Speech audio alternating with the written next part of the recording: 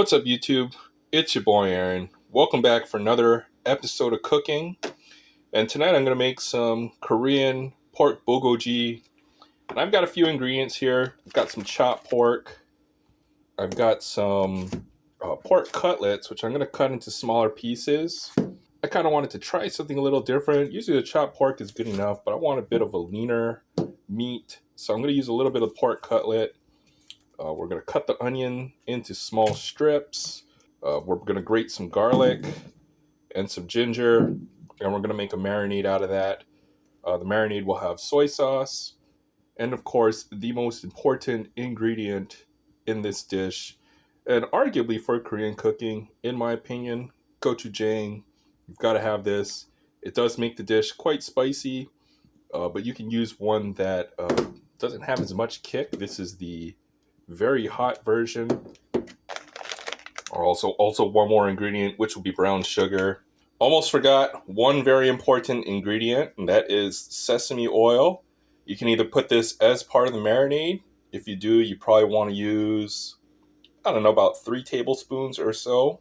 I'm going to go ahead and put it in when I cook the meat. You can do it either way, part of the marinade or during the cooking process. But the sesame oil, very crucial ingredient, so don't want to leave this out. Surely want to mention it in the video. All right, so we're going to go ahead and get started with the marinade. Rule of thumb, usually 1-to-1, 1 cup of soy sauce, 1 cup of brown sugar, and you generally keep that ratio. If you're going to scale this recipe up or down, about the same amount of brown sugar as the soy sauce. Gochujang to taste, but we're probably going to use, I would say, about a 1/4 cup of this. This is extremely potent. This is a very concentrated, potent ingredient. That's what flavors so many of those Korean dishes we love. As for the garlic, I'll probably use about half of this. Same with the ginger. I've got a knob here. I'll use about half of this, or about 1.5 ounces. And I'll use a whole onion. Grilled onion goes really well with the pork, the sweetness. I think you'll find that across many pork dishes in many cultures.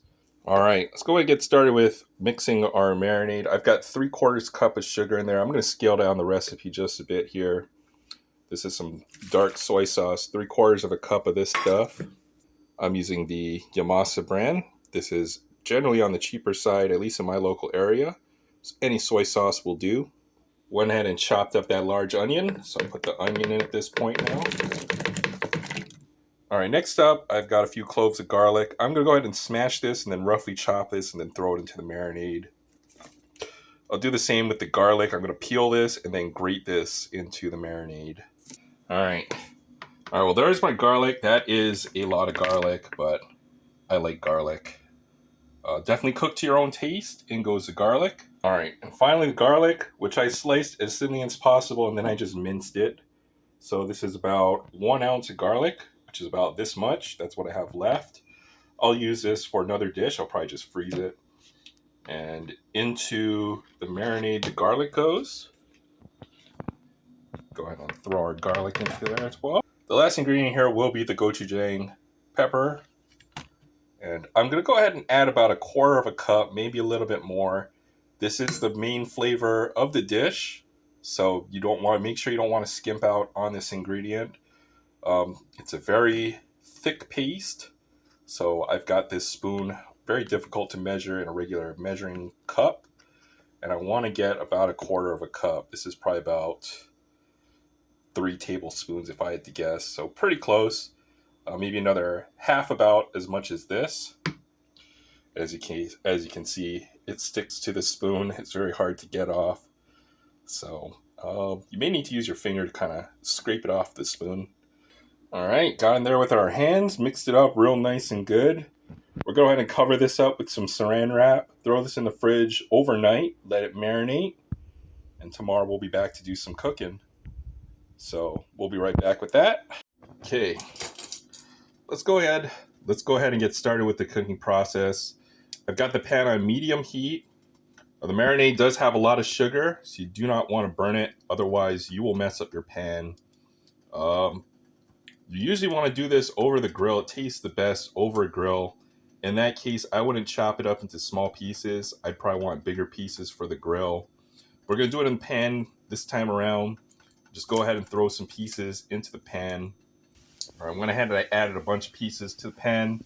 You can add a little bit of the marinade if you do want a little bit more of that sauce and flavor.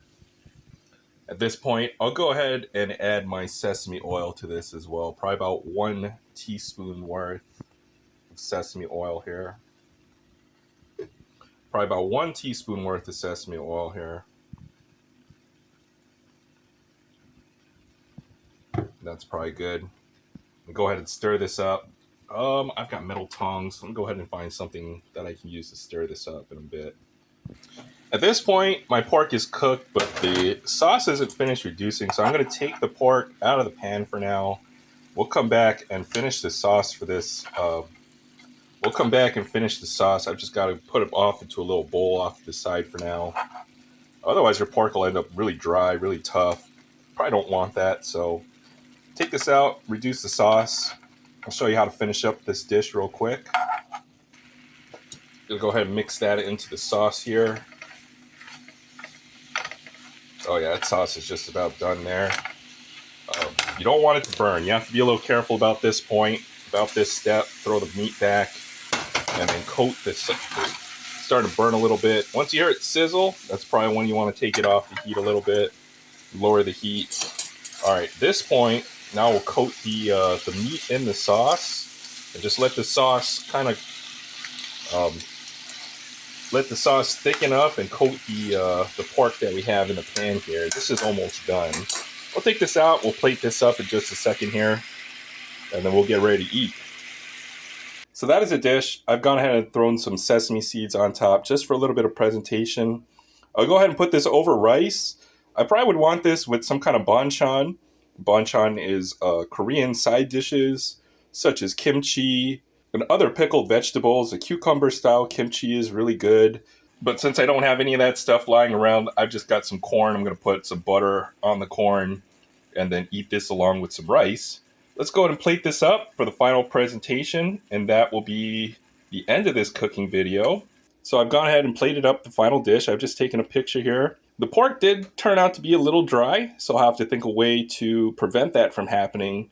That's kind of the beauty of cooking, is that you can always improve your technique, your process, and you cook to your own taste. And that's kind of what I like about cooking, is you can always get better at it. I love to watch other folks' videos for cooking.